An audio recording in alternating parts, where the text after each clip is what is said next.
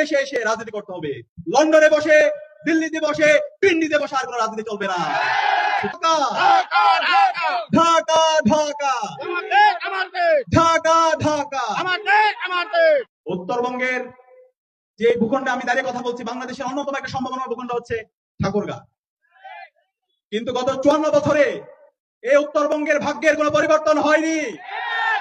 এই উত্তরবঙ্গে এত সম্ভাবনা থাকার পরেও নেতৃত্বের অযোগ্যতার কারণে, দুর্বলতার কারণে, দুর্নীতির কারণে এবং ভারতের প্রেসক্রিপশনে রাজনীতি করার কারণে এই উত্তরবঙ্গের মানুষের, মাটি ও মানুষের কোনো পরিবর্তন হয়নি। সে কারণে আজকে জুলাই বিপ্লবের পরবর্তী আমাদের ঐতিহাসিক সুযোগ এসেছে। সেই ঐতিহাসিক সুযোগ আমাদেরকে কাজে লাগাতে হবে। এই জুলাই বিপ্লব হয়েছে এই সমাজ থেকে বৈষম্যকে দূর করার জন্য, এই সমাজ থেকে চাঁদাবাজকে দূর করার জন্য, টেন্ডারবাজদের দূর করার জন্য, দুর্নীতিবাজদেরকে দূর করার জন্য, দর্শকদেরকে দূর করার জন্য এবং শহীদদের আকাঙ্ক্ষার আলোকে একটি বৈষম্যহীন ইনসাফ ভিত্তিক বাংলাদেশ বিনির্মাণ করার জন্য।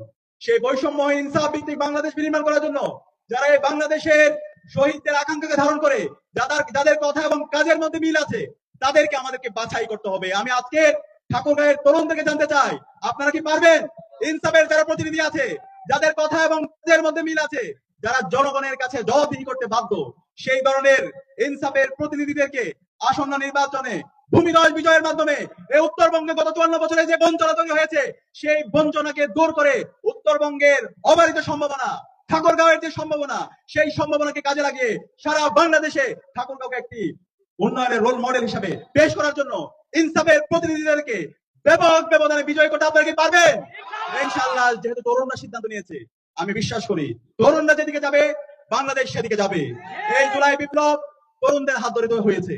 গত 16 বছর অনেক আন্দোলন সংগ্রাম হয়েছে, কিন্তু রাজনৈতিক দলগুলোর মধ্যে বিভাজনের কারণে সে আন্দোলন সংগ্রামগুলো ব্যর্থ হয়েছে।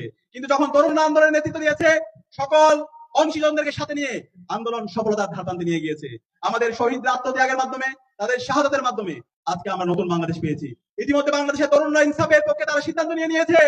আপনারা দেখতে পেয়েছেন ঢাকা বিশ্ববিদ্যালয় কেন্দ্রীয় ছাত্র সংসদ ডাকসুতে তরুণরা ইনসাফের পক্ষে তাদের অবস্থান নিয়েছে। জাহাঙ্গীরনগর বিশ্ববিদ্যালয় কেন্দ্রীয় ছাত্র সংসদ ডাকসুতে এদেশের তরুণরা ইনসাফের পক্ষে অবস্থান নিয়েছে। চট্টগ্রাম বিশ্ববিদ্যালয় কেন্দ্রীয় ছাত্র সংসদ ডাকসুতে এদেশের তরুণরা ইনসাফের পক্ষে অবস্থান নিয়েছে। রাজশাহী বিশ্ববিদ্যালয় কেন্দ্রীয় ছাত্র সংসদ রাকসুতে এদেশের তরুণরা ইনসাফের পক্ষে অবস্থান নিয়েছে। এদেশের এখন মুক্তিকামী ছাত্র জনতা আসন্ন নির্বাচনে ইনসাফের প্রতিনিধি দাঁড়িপাল্লার কাণ্ডারীদেরকে বিজয়ী করার জন্য মুখিয়ে আছে। আজকে সারা দেশে একটা নীরব বিপ্লব হয়ে গেছে। সারা দেশের মানুষরা মুখিয়ে আছে এই বাংলাদেশের 54 বছরের বঞ্চনাকে ভাঙার জন্য। আমার কৃষক, শ্রমিক, চাষা পোষা থেকে শুরু করে সকল মানুষের মুক্তির জন্য, তাদের অধিকার আদায়ের জন্য এদেশের মানুষরা আজকে ইনসাফের প্রতিনিধিদেরকে ব্যাপক ব্যবধানে বিজয় করার জন্য তারা মুখিয়ে আছে ইনশাআল্লাহ। সে কারণে আজকে যারা তরুণরা আছে তাদেরকে অগ্রণী ভূমিকা পালন করতে হবে। আমরা তরুণরা গত 16 বছরে আমরা ভোট দিতে পারিনি, আজকে তরুণদেরকে অগ্রণী ভূমিকা পালন করতে হবে। জুলাই বিপ্লব যেভাবে অগ্রণী ভূমিকা পালন করেছে, এই আসন্ন নির্বাচনে ভোট কেন্দ্র নিরাপদ রাখার জন্য তরুণদেরকে অগ্রণী ভূমিকা পালন করতে হবে। আপনারা কি পারবেন ইনশাআল্লাহ? নতুন বাংলাদেশে যদি রাজনীতি করতে হয়, তারুণ্যকে ধারণ করে রাজনীতি করতে হবে। নতুন বাংলাদেশে যদি রাজনীতি করতে হয়, ইনসাফকে ধারণ করে রাজনীতি করতে হবে।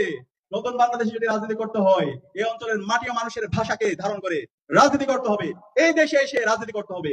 লন্ডনে বসে, দিল্লিতে বসে, পিন্ডিতে বসে আর কোনো রাজনীতি চলবে না।